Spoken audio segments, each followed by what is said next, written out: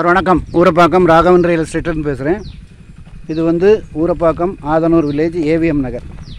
இதில் வந்து ஒரு 3/4 கிரவுண்டு. இந்த வீட்டுக்கு அடுத்தாப்பில் ஒரு இடம், கிழக்கு பார்த்த மாதிரி 30க்கு 60 30 ஃபீட் ரோடு பாருங்கள். சரௌண்டிங் ஃபுல்லாக வீடுகள்.